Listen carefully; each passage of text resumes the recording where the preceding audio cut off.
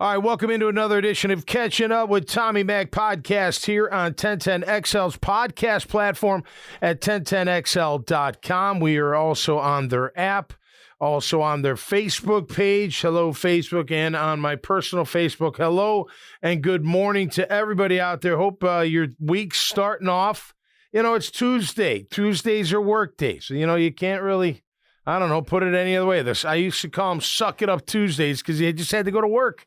But then they're over. Wednesday, you're halfway there. Boom, Wednesday's over. Now you're into the weekend. I mean, let's face it. Thursday afternoon, after lunchtime, it's the weekend. At least that's how I look at things out there at the beach. But hope life is good. Brought to you by The Carpet Man. You're going to see that commercial. That was so much fun shooting that commercial, doing a little singing. Carpet Man. You'll see that. But brought to you by them, of course, and my friends at the Southern Grill. Just simply phenomenal food. All right, the weekend was pretty awesome when it came to March Madness. I tell you, I didn't watch any basketball all year. None. None. 0-0-0. I even got my family into it. They got into the upsets. They got into it's one and done. It's, we sat there and watched, Kansas State and Kentucky. And Kentucky, what a game. I mean, there were so many great games. Came down to the wire. Putting them away at the end. Oh, man, just some fantastic upsets. And you got into, that. You got into the fact that, man, they're, even FAU versus, we watched it on True TV. Wasn't that great, that interview after the guy threw an F-bomb? She's like, it's okay, we're on True TV. No big deal. They've got some swag. Florida Atlantic. They got a little street hustle. They're really good. I remember. I like them. Early in the year, a lot. Early in the year, they played Florida. Yeah. And it was supposed to be like a cupcake game for Florida. Okay. FAU went to Gainesville and kicked their ass. Did they really? Kicked their ass. I didn't know that. Yeah, see, I didn't watch any at all. I was just down on Florida, like, oh, Florida sucks, blah, blah, blah. Yeah. And people were like, no, this FAU team is good. Well, think really about it. If you're a baller, and I didn't check out their roster, so I'm kind of assuming here, but if you're a baller and you're not going to the major programs, go to FAU. What's great? It's in Boca. You got a coach that knows how to win now. It looks 32 wins, I think, school record. Like their coach was on Mike White's staff at Florida. Okay, very good. Well, hey, man, I'm enjoying it. Of course, I don't know if you saw this, but just real quick on Farley Dickinson. So when I saw that they had the upset, I'm like, I think my Aunt Betty worked with Farley Dickinson. So I just Googled Betty Feely, Farley Dickinson. Well, I pull up this thing. It was in memory of her. She, in 1963, was hired by Farley Dickinson to start women's swimming, tennis, and field hockey. Wow. She's considered a pioneer in women's sports back then. How about that? Before Title IX. She's also in the Division III Sports Hall of Fame. She was like a coach or something like that. She got her. I never knew any of this stuff. I call my mom. I'm like, Ma, what the heck's going on? Like, she's like, wow, I never knew that. I'm like, I knew my Aunt Betty pretty well. Like, I mean, I see her throughout my life, and I never knew she was the sports icon that she was. But that's really crazy. Cool. I was pulling for him, but now I'm pulling for FAU. I like it. I do like their swag. All right, I gotta just make fun of the woman breaking her glasses after her son got pinned in the championship game. Did you see that? I've heard oh of this, my gosh, talk about losing your you-know-what mind. I mean, she just could not. She looked like she was just in this temper tantrum. Almost like, you know what? It reminded me, the baby in The Incredibles that turns into fire and then stolen. Yeah. It was like that. She like totally lost her freaking mind. Her son, who was undefeated and going for his fourth title in a row, like fourth in a row, he gets pinned and loses. And man, the way he got pinned, I thought like his shoulder was coming out or something. It was amazing he didn't get pinned quicker. He fought it to the end, but the mom like freaks out, grabs her glasses and smashes them in her pieces and throws them on the ground. She hugs her friend like, oh, just come on, Ma, get it together. Take it easy, would you, for crying out loud. Get her a Xanax or something. Jeez. I don't know. That made me laugh, no doubt about it. All right, we're going to take a look around the NFL and, of course, get into the Jags because you hear this, Jags aren't doing anything, man. They're not doing anything, Everyone else is getting better. We're not getting better. We're getting worse. Blah, blah, blah. We're going to talk about that in just a minute. I was mentioning to To Graham here, of course, my esteemed producer. How you doing, buddy? Good, man. Doing How are good? you? All in blue. Got Yes, any new sir. players? Is that from this past players? It is. Yes, sir. All right. Good for you, Oh, man. yeah. That's part of the swag, right? Absolutely. Cam Newton throwing at Auburn's pro day today. 34 years of age. He's sitting there going, hey, man, there ain't 32 quarterbacks better than me right now. He may be right, depending if he can throw. I think he had a problem throwing at the end. Like he just didn't have the zip anymore. Yeah. But maybe he does. I don't know. Take a flyer on him. He's sitting there looking at all that money like, man, I got to get back in that game. You kidding me? Mike White just got $8 million a year down in Miami. I can play there. I don't know. Are We'll there see. are there 32 QBs better than Cam? I don't know. I got to see him throw. If he can't throw, then yes, there are. Like, is Mike White better than Cam right now? If Cam can't throw, yes. And health too. I mean, Cam hasn't been able to. Stay healthy. He hasn't been able to stick 8 games together. No. Healthy. No, that's the last. Well, he did in a full season with the Pats in 2020. Pretty full. I think he might have missed 2 games. Yeah, The but that next was year 3 he years ago lost now. 8. Yeah, that's And he hasn't again, really played if he much can since. zip it, I'd take a look at him in Yeah. camp. If he I can't, mean, I'd rather have Gardner Minshew. me too. At this point, 100%. it's going to be interesting. And Gardner's you're not looking starting. at- and it's in my notes with Lamar. Now you're starting to see, could the Colts make a play? You know, could Tennessee make a play? Can you imagine him and Henry? Or they're trying to get rid of Henry, right? Yeah, they're trying to. Well, maybe they can't get rid of Henry. I don't know, man. That's going to be interesting where that ends up. Daniel Snyder selling the Washington team. That guy there better be an investigation. That's all I'm going to say. If he gets away with the rumors that you've heard about what on, that one with it went under the rug where he was, taking the cheerleaders on trips and expecting them to hook up with the sponsors and all this crazy, crazy stuff. Toxic work environment, yada, yada, yada. He's selling the team for a mere $5.6 billion asking price. Good for him if he can get it, but they better look into that. That seems a little fishy to me. You know what I mean? That seems a little. The owners are saying, hey, man, just get out. You'll make a few billion.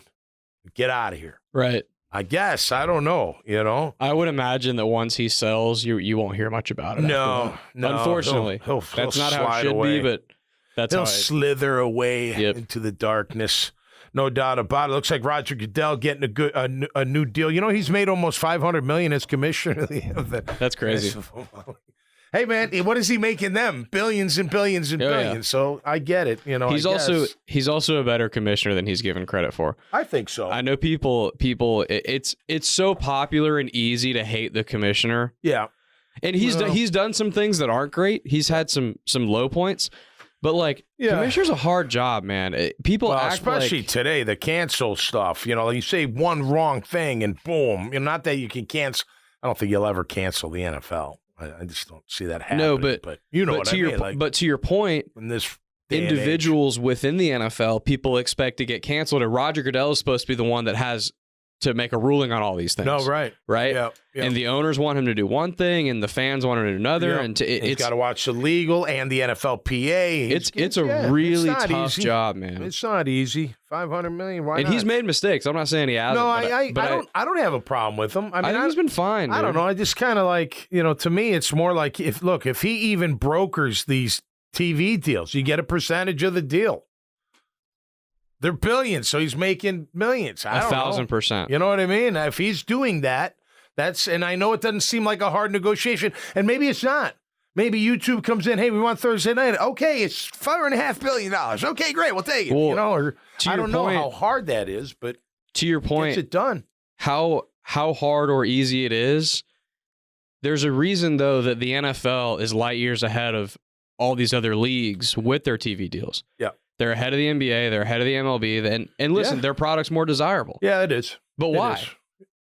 Why is it? Why is it more desirable? Well, you know football's what? king. That's Maybe a big it's reason. one of of course. 17 instead of one of 82 or one of one, whatever they put, 100%. 162. 100%. Maybe that's part of it. It has the best parity out of any of those leagues. It's more gladiator than the other leagues, right? Yep. I mean, basketball, they bang a lot, but baseball, unless there's a hit by a pitch or collision at the plate or bench clearing brawl, which I always love to see, Just brings a little fire to the Right, game, right. you know. They're not banging, you know what I mean? Soccer bangs more than baseball. Oh yeah, big time. You know, so hockey there, you know, they're banging big time. But again, they've got a lot of games. Maybe that's part of it.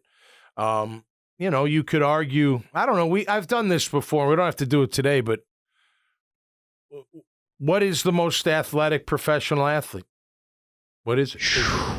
I tend to say basketball, because if you're 6'8", 250, and I know LeBron's the you know, he's way up there, but whatever, just pick somebody else, 6'10", 260, and you move like that, and you can jump like that, and you can play hoop. To me, that's very athletic. I think the most underrated athlete is the hockey player.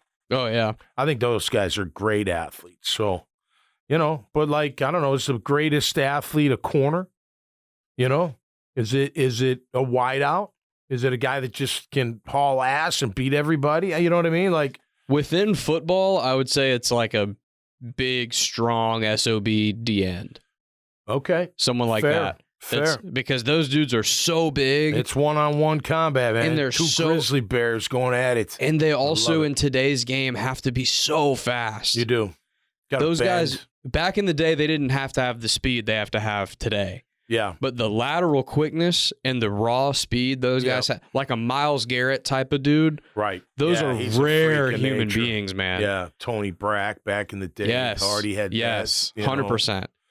100%. Human beings like Tony Brackens don't come around very often. No, right. You know? And there's more of those today.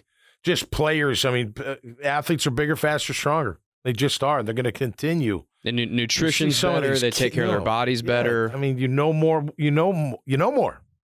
I wish I knew what I know now back then. I would have trained differently. I wouldn't have worried so much about how much I squatted or benched or any of that stuff. That was the 80s. Yeah. How much you bench? You know, right. The squatting didn't come into the 90s till we like playing college ball. Now it's like, we better do legs or you're going to get thrown around like a rag doll. Right, no right, matter right. how much you can bench press, you know. But today it's different. Well, it's good. It's good, man. I love it. I love watching all athletes compete and getting after it. What's your take on this? This is, in my opinion, I think in today's football, there's less fat guys. There's just as many big guys. But that are fat, like big old, right? You know what I mean? Like no, big they're old used, belly, like Nate Newton. Like, but I don't think. Remember Nate Newton, the big center for the Cowboys? He was massive. I remember the Saints. The guards' asses were like this big when I mean, right. They were humongous. And you're like, these guys can't move, and could they move? But I don't think we've lost a lot of pounds on the field. Oh no, I agree. We've just gotten bigger, faster, stronger. And you're seeing more tall guys too, like 6'6", 6'7", 6'8". Yeah. I mean, you're seeing 6'8" tackles now, no big deal. Right. Before you're like 6'8", holy Ron Heller's 6'8". I see him around. You're like, Ron, holy my God, he played football. He looked like a professional wrestler for crying out loud. But yeah, nonetheless, that was good. Hey, a quarterback to keep your eye on is Matt Stafford. They're trying to, send him on his way. Where does he? Look, if I'm the Jets and I can't get Aaron, or maybe Lamar's not my fit, I think Stafford for a couple years could hold me over. He's not elite, but he can still deliver the rock. It's going to be a lot less of a headache than Aaron too. What, man? Aaron should just wear shades all the time, and people can guess whether he's high or not. Right, I don't know. right. He is out there, but that's a guy to keep your eye on. All right, let's get into some Jags talk because, look, I know you're seeing all these things. Are these other teams getting better? Look, the Texans on paper look like they've gotten better. I'll say that. They're making moves. They're making some good moves. We'll see what they do at quarterback with the draft. But, they're making some moves. The Colts are, doing some things too. I get what people are saying, but you have to realize that, A, last year was, A, very much needed, and B, that you don't do that every year. You can't afford to do that every year. Now, and here's another thing. The Jags, and I'm sorry if I'm redundant, but the last 10 weeks of the regular season, one of the top teams in the league at 8-2, they were hot. I'm going to talk about Arden Key and his comments. I'm not going to make fun of it too much, but look, the defense didn't really get better till the second half of Dallas, in my opinion. I don't think. I think they were so inconsistent. They were good early on, stopping the run. They were doing okay. Third down stunk most of the year. They didn't get enough pressure. They didn't get enough hits on the QB. They didn't get enough any of that stuff. So, I don't want to get too carried away on that. But look, they viewed their team, and I think it's a good thing. You don't want tremendous turnover, right? You're bringing the band back together. You bring Gotsis back at the right price. You got Herndon back. Now, here's the thing about, I know people are like, well, Herndon, okay, fair. But I'll tell you this. Without consistent pressure, it's really hard to be a nickel corner in this league. Are you kidding me? You're normally one-on-one. You're normally not playing in and out. You normally don't have a sideline to work with. You can't pin him to the sideline. It's open. It's like an open court trying to guard a point guard as he's flying down the court. I'm not saying guys can't do it because they can, but it makes your job a lot easier when you have a rush. And we didn't have a rush consistently. It was on and off. I mean, you'd have a couple here, a couple there, a couple games it was totally on, but then a couple games it would disappear, be totally gone. Like you'd be like, where'd everybody go? Don't tell Arden Key that. What's that? Don't tell Arden Key that. Well, that's the truth. And again, the defense rose. They rose. I agree. They did. They did. And they were playing okay. I thought Mike Caldwell was calling some really good games. I thought his calls were good. This defense was much more opportunistic than they were good. In the end. Yeah. Yeah. There was a spell, though, you're like, gosh, they're terrible. I mean, correct. They weren't good at all. Correct. And I saw who put out this stat, Josh Allen, top 20, whatever. I'm like, okay, look, the guy makes plays, but then there's games he doesn't make any. Or you don't hear his name at all. Or you don't see him around the ball. So I don't know. These rankings, I don't know how they rank them, but whatever. Listen, they are, in my opinion, look, they wanted Taylor back. They're not going to pay him that kind of money. They just paid Cam.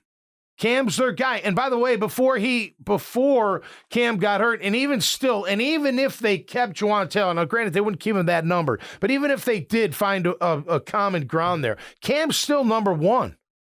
He's still the alpha lion of the group. He is the guy that kind of stirs the pot, with his attitude, with his play. He's tenacious. He defends. You don't get to mess with his players. He's the first one in to go. I mean, that's infectious. People want to play with that. So he's the guy regardless. And you have Walker Little. Now, if you don't have Walker Little, let's just say we didn't, would you then maybe find, okay, I got to pay him a little bit more, but I keep him here? Maybe. I don't know. I don't know if I would still look. And now he's not even going to play right tackle. You don't know if I hope he can play left tackle, but regardless, he's still going to make a ton of money. So whatever. I think plays well or not, it doesn't matter at this point, at least from my point of view. But look, I know people say, well, I couldn't. Okay. And look, he played great last year. The 2 years prior, he did not. I mean, how many times did we? It would be good for a while. Like, here's the game, right? Be really good. Right before the half, man, we need this third down. We need this, get closer. We need a chance to score. He'd give up a sack. Both of them, for the record. Cam less than Juwan, but that would happen. Towards the end of the game, we're down to the wire. We need to keep pressure off QB. Boom, he'd give up a sack. So that was better last year, no question about it. I'll go back. What did I say with Cam going into last season? So a year ago, rewind a year ago, what was I saying about Cam? You can count him, 85%, 90% of the time.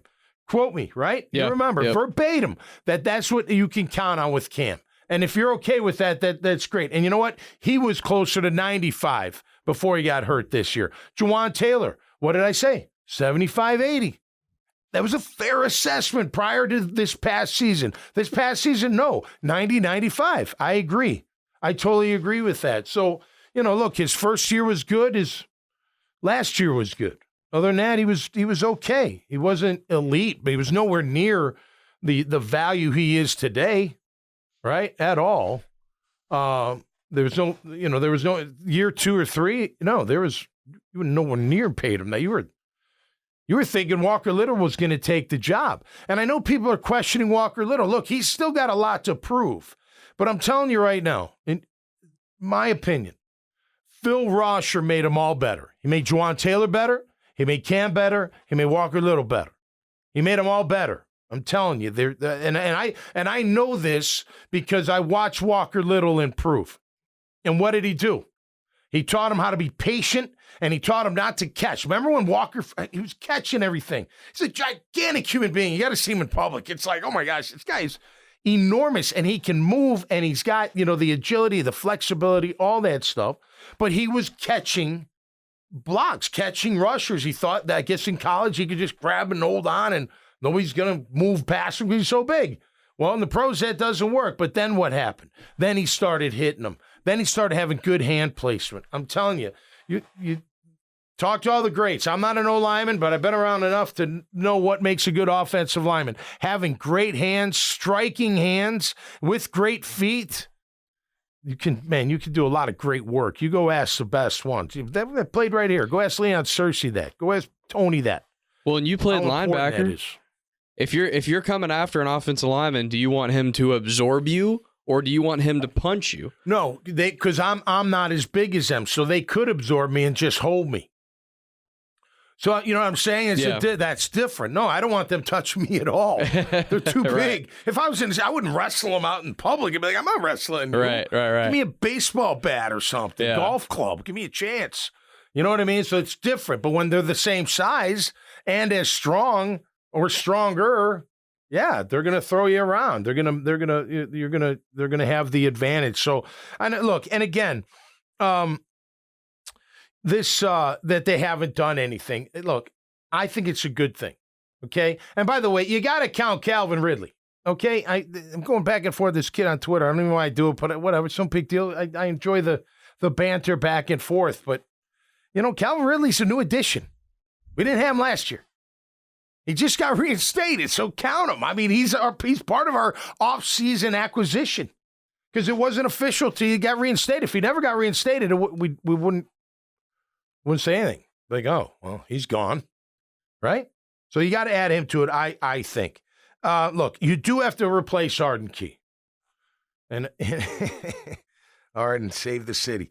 Doug saved the city, for the record. And actually, Shad Khan bringing in Doug saved the city. Tommy, it was beautiful weather outside today. Yeah. In Jacksonville, that was because of Arden Key. Yeah. Actually. Look, I liked him a lot. And I'll tell you what, I think he's going to be really good with Tennessee. And if I could have kept him, he would have played a lot more outside backer in my base defense if I'm sticking with the 3-4. He would have. I would have liked to have seen more of that. And maybe throw Trevon Walker down. It would give you flexibility. He was normally, every time you see him line up, it was over a guard or the center. Right? You never saw him. And he was good at times. And I think he was good overall for the team.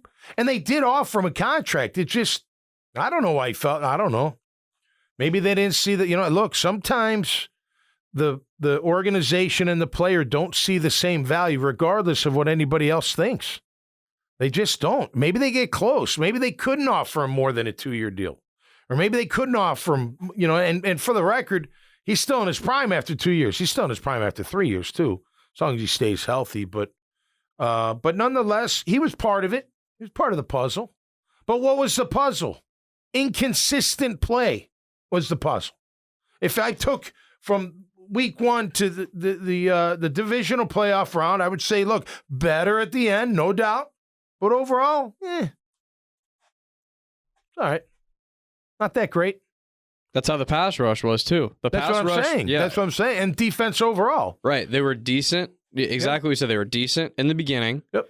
They had a dramatic valley. Drought. For almost 2 months. Oh, yeah. And then they picked it back up at the end of the year. Yep. And also, let me ask you this. I know he got hurt. So you have to factor in the health. But let's just assume that he's going to completely recover and be totally healthy. Would you rather have Smoot or Key? Smoot. Me too. Yeah. I don't even think it's... Well, I didn't mean to cut you off. He's more complete player. I agree.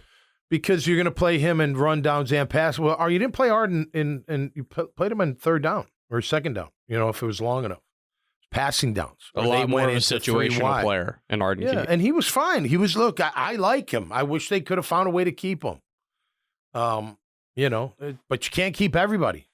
You can't. I mean, you try, but you can't. And then you got to figure out, well, okay, well, how do you replace Key? And the question is, what do you replace? Just a third down pass rusher you got to find out there? Does he have to be over the guard? That kind of guy? What if he's, I don't know, maybe you do slide Travon Walker down. I mean, everyone's talking about that. The Jags aren't saying that. They're not saying anything. They don't have to yet. Would you like to? I'd like to see him down a little bit. I'd like to see him up too. He wasn't, terrible. He just needs,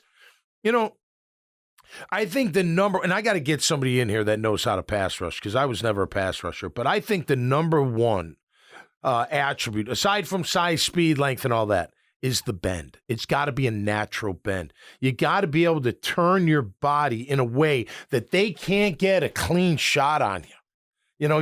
I tell you, I learned from a guy, Matt Kelly at Boston College. He was, and it was great once I figured it out, where you could maneuver your shoulders without losing momentum, whichever way you're going, or to avoid a block. Like guy comes at you, see the back, he's right behind him, and there's a gap. So instead of me trying to take on this lineman and then, do this, which you never do because you're too big, and then the back, is up on you. Next thing you know, you're grabbing him from behind because you can't get off the block.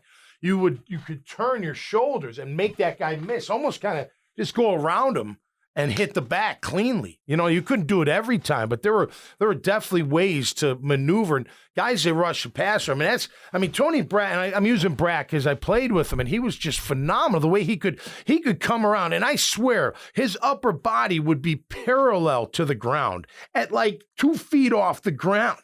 And then he'd just come up and, he'd get around that bend and plant that outside leg and dive and hit the, you know what I mean? That bend. I remember Derrick Henry had no bend. I'm like, man, this guy is so big, strong, fast, everything. All he does is run up the damn field and they just let him go by. That's the worst thing you can do as a defensive end or a pass rusher is just go up the field thinking that eventually I'm going to get around and sack the quarterback. You very rarely ever get around. All you do is create this vertical gap that my quarterback can just step outside, and I got all this room in front of me to run or pass. So the bend is key. So if I'm these young guys, look, during alumni weekend, we went to the practice, and Brack was talking to both Travon and Josh Allen about how using your hands, using your arms, getting that bend, getting around. You gotta and then set them up. Obviously, if you get them scared on the outside,